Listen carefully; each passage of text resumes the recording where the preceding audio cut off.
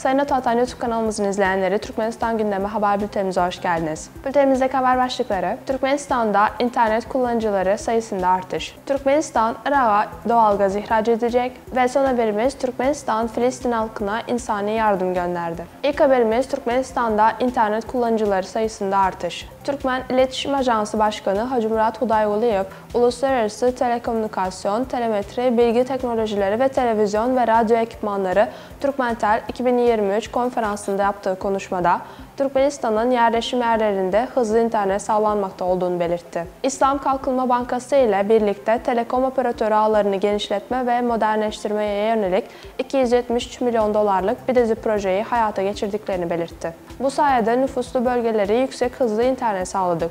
Bunun için milli iletişim uydumuzun yetenekleri, mobil ve sabit iletişim dahil olmak üzere çeşitli teknolojileri kullandık.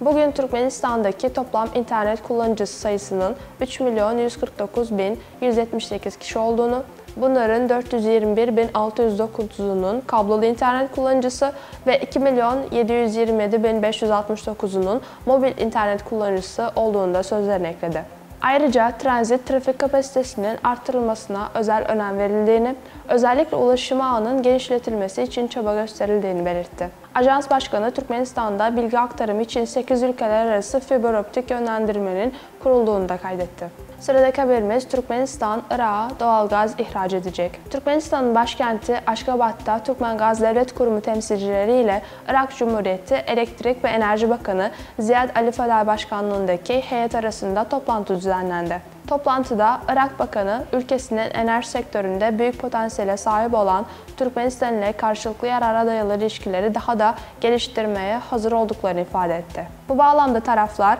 komşu İran İslam Cumhuriyeti toprakları üzerinden swap kapsamında Irak'a Türkmen doğal gazı tedarikinin organizasyonu ile ilgili konuları değerlendirdi. Ayrıca gaz sektöründe gelecekteki ortak faaliyetlerin hukuki, ticari, mali ve organizasyonel koşulları ayrıntılı olarak ele alındı. Mevcut toplantı sonucunda Türkmen doğal gazının Irak Cumhuriyeti'ne satışı, alımı ve satımına ilişkin anlaşmanın ana ticari şartlarına ilişkin protokol imzalandı. Protokole göre swap kapsamında 5 yıl süreyle her yıl 9 milyar metreküp Türkmen doğal gazı İran İslam Cumhuriyeti üzerinden Irak'a taşınacak. Son haberimiz Türkmenistan, Filistin halkına insani yardım gönderdi.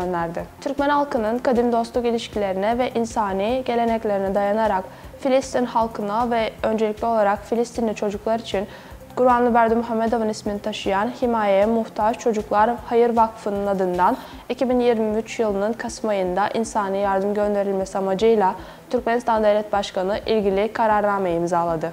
Kararname doğrultusunda ilaç ve sağlık amaçlı malzemelerden, tekstil ve gıda ürünlerinden ve diğer malzemelerden oluşan insani yardım Filistin halkına ulaştırıldı. Sayın Atatan YouTube kanalımızın izleyenleri, Türkmenistan ile ilgili Türkçe haberlerimizi atatanturkmenistan.com haber sitemizden takip edebilirsiniz.